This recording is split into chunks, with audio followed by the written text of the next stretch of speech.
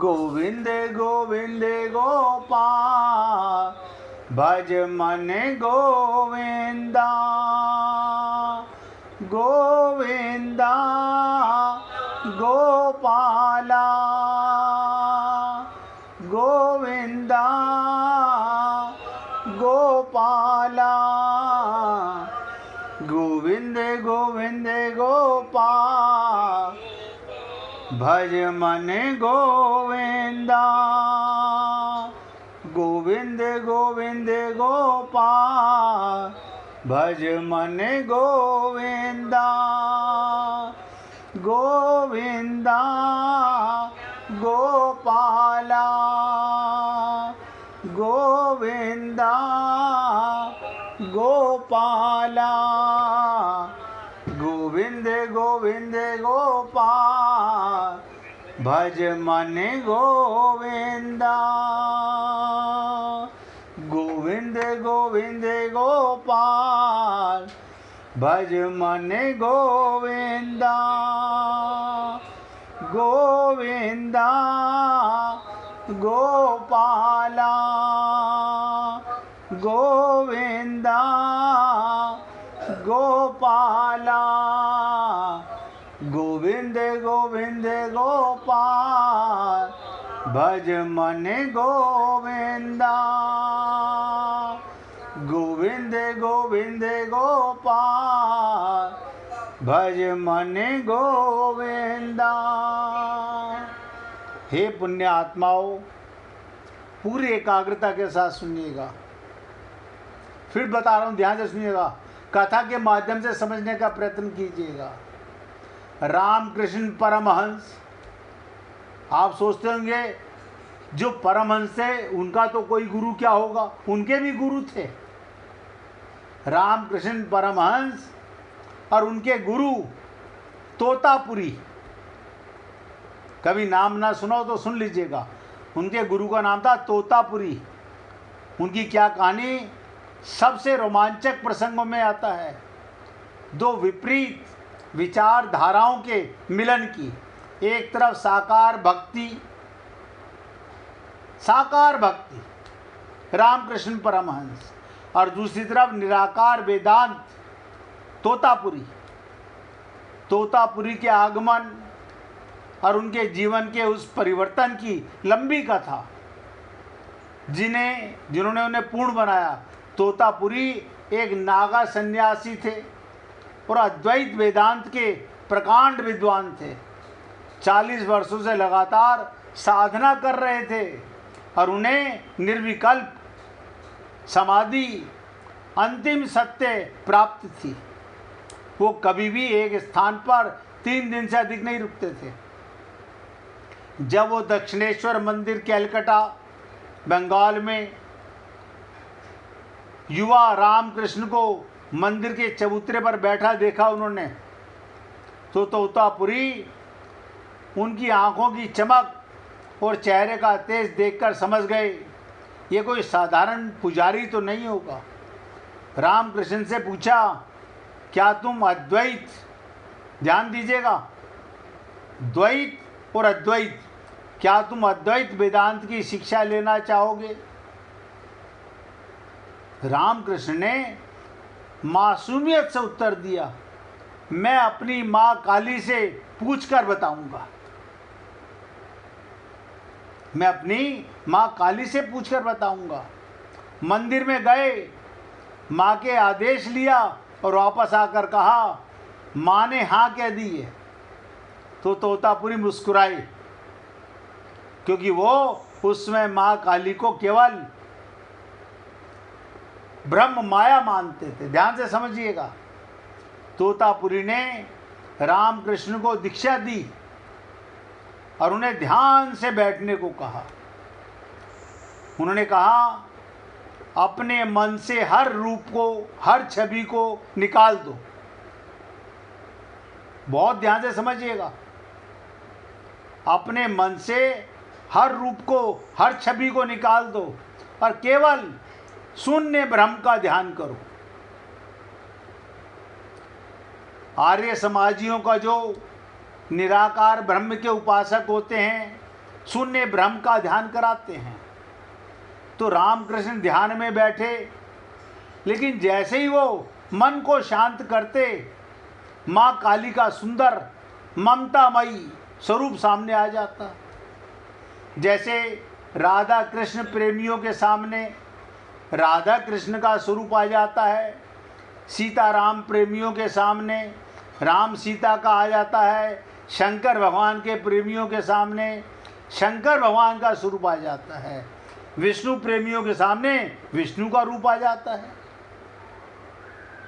तो माँ काली का सुंदर ममतामय स्वरूप उनके सामने आ जाता और वो भावुक हो जाते, अद्वैत शून्य में नहीं डूब पाते, क्योंकि वो द्वैत के पुजारी थे।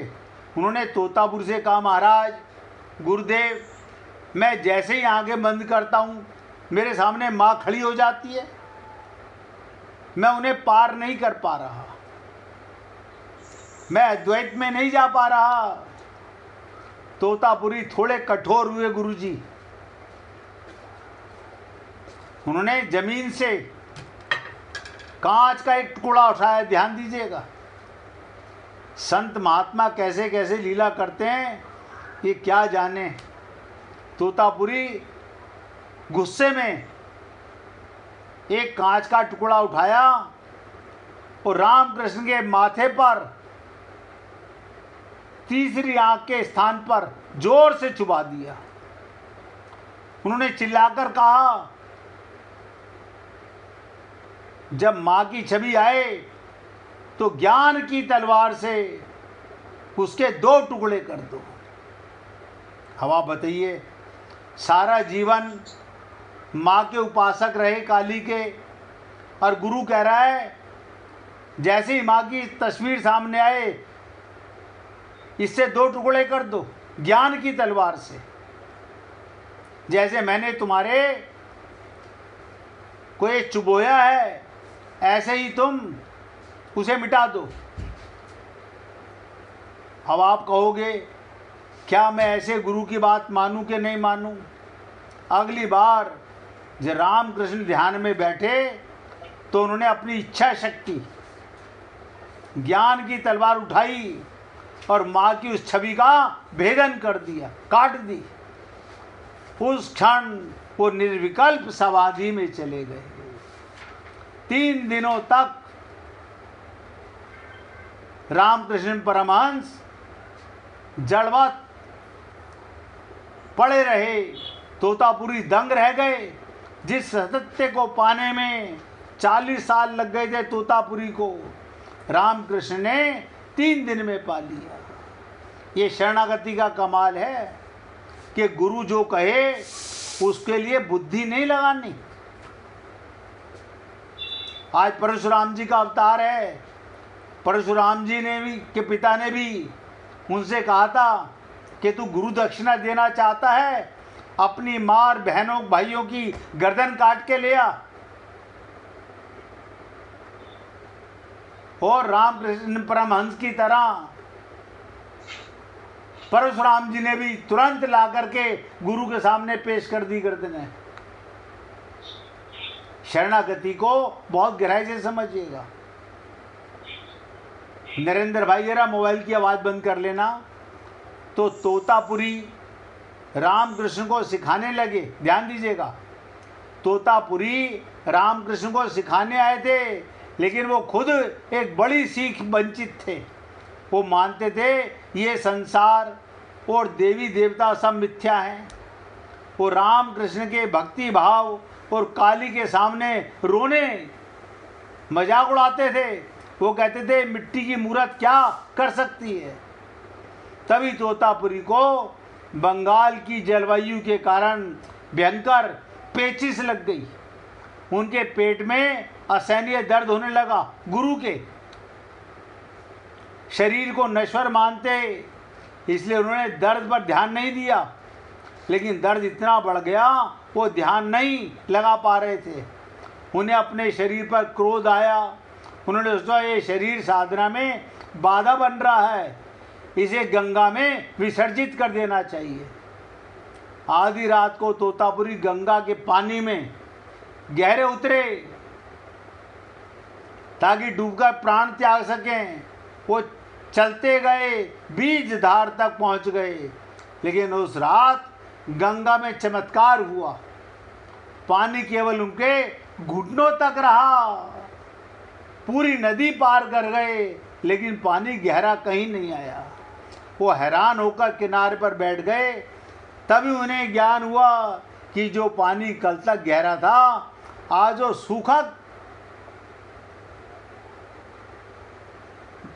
ऐसा क्यों हुआ? उन्हें समझ आया ये माया शक्ति का खेल है। उनकी मर्जी के बिना एक पत्ता भी नहीं हिल सकता।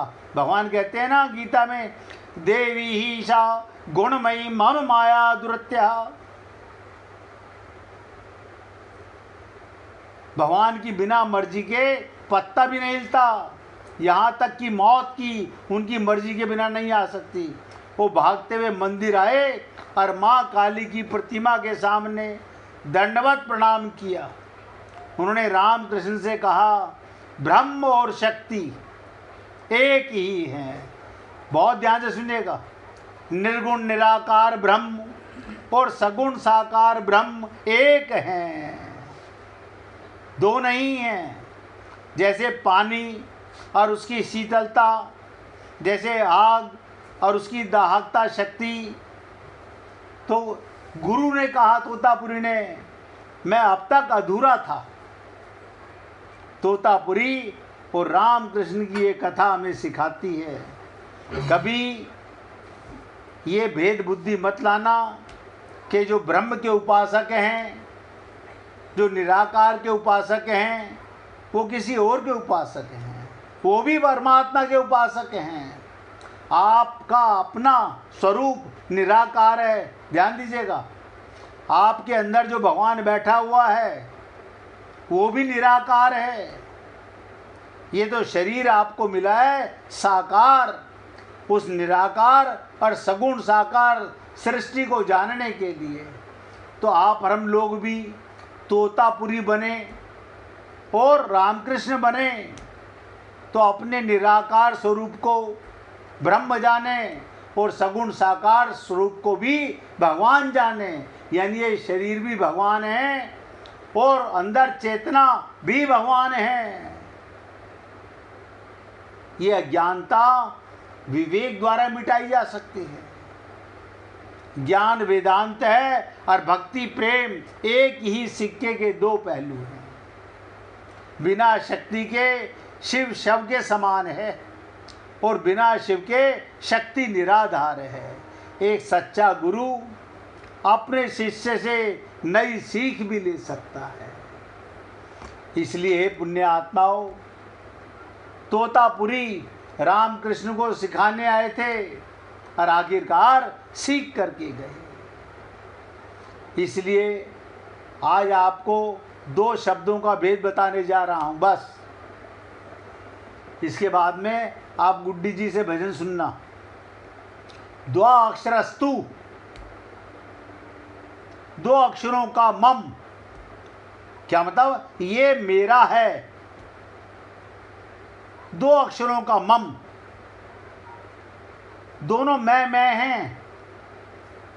दो अक्षरों का मम माने मेरा, ये मेरा है। ऐसा भाव, ये मृत्यु है। जिसे आप लोग कहते हैं ना, ये मेरा, ये मेरा, ये मेरा। एक एक शब्द पे ध्यान दो। दो अक्षरों का मम, ये मेरा, ये मृत्यु है। और तीन अक्षरों का ना मम, ये मेरा नहीं है। ऐसा भाव अमृत सनातन ब्रह्म है। इसलिए पुण्य आत्माओं, आप अमृत पुत्र हैं, परमात्मा की संतान हैं।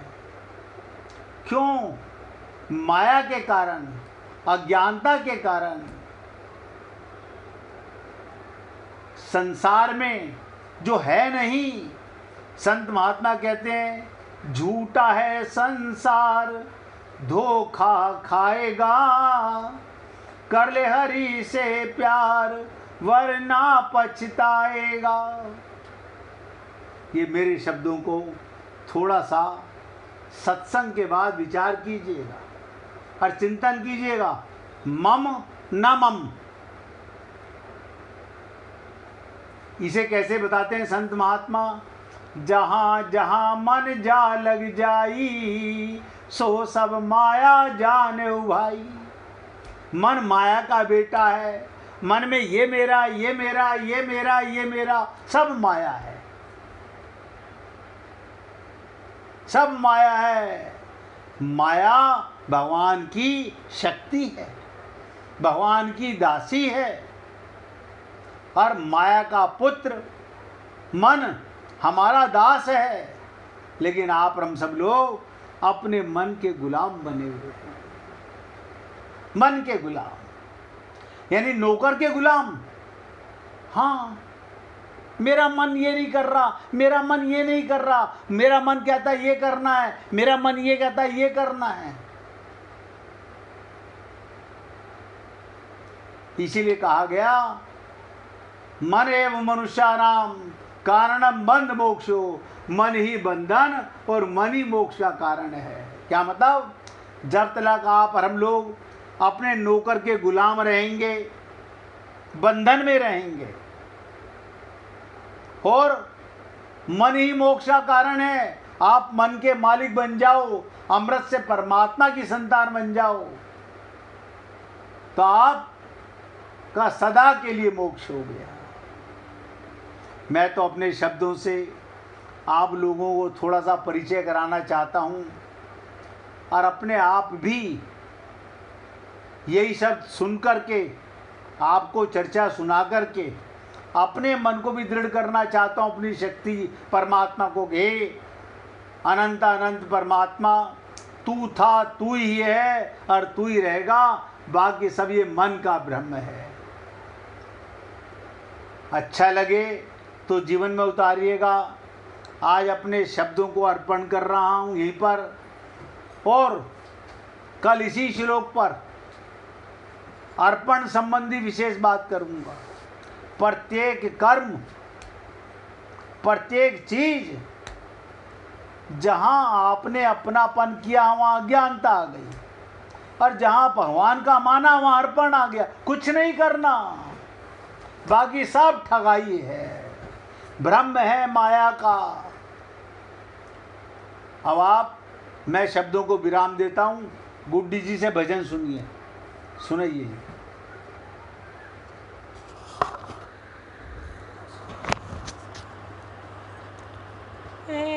शाम तेरी बंसी की कसम, हम तुमसे मोहब्बत कर बैठे। ऐ शाम तेरी बंसी की कसम, हम तुमसे मोहब्बत कर बैठे। इस दिल के सिवा कुछ और न था, हम वो भी तुम्हारा कर बैठे। इस दिल के सिवा कुछ और न था, हम वो भी तुम्हारा कर बैठे।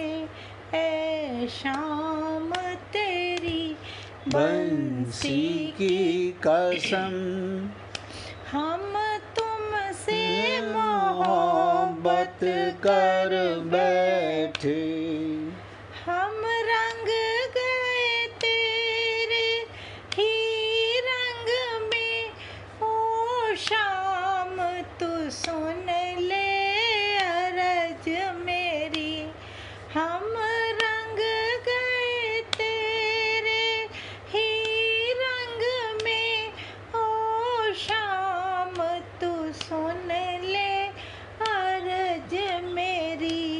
कुछ खोया भी कुछ पाया भी, तेरी प्रीत से झोली भर बैठे। कुछ खोया भी कुछ कुछ पाया भी, तेरी प्रीत से झोली भर बैठे। ऐ श्याम तेरी बंसी की कसम, हम तुमसे मोहब्बत कर बैठे। पलकों में छुपा कर शाम तुम्हें तन मन कुर्बान किए बैठे। पलकों में छुपा कर शाम तुम्हें तन मन कुर्बान किए बैठे। पकड़ा जब तेरे दामन को, जीने का सहारा कर बैठे। पकड़ा जब तेरे दामन को, जीने का सहारा कर बैठे।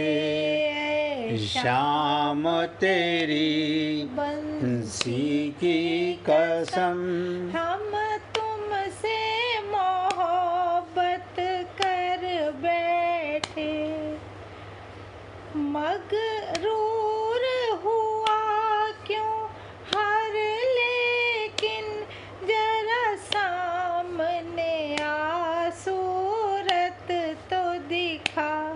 मगरूर हुआ क्यों हर, लेकिन जरा सामने आ सूरत तो दिखा। कमजोर है दिल दीवाने का, कहीं शाम किनारा न कर बैठे। कमजोर है दिल दीवाने का, कहीं शाम किनारा न कर बैठे। श्याम तेरी बंसी की कसम, हम तुमसे मोहब्बत कर बैठे। तस्वीर को तेरी जब देखा, मदहोश हुआ बेहोश हुआ। तस्वीर को तेरी जब देखा, मदहोश हुआ बेहोश हुआ। देखा जो तेरे सूरत को, सजदे में झुकाए सर बैठे। देखा जब तेरी सूरत को, सजदे में झुकाए सर बैठे। ऐ श्याम तेरी बंसी की कसम, हम तुमसे मोहब्बत कर बैठे। बोलिए वृंदावन बिहारी लाल की जय। जय श्री राधे, जय जय श्री राधे। बोलिए लाल जी का मंगल हो, सभी भक्तों का मंगल हो। सबको राधे राधे भैया, सबको राधे राधे जी, राधे राधे। सबको राधे राधे भाई, राधे राधे जी, राधे राधे।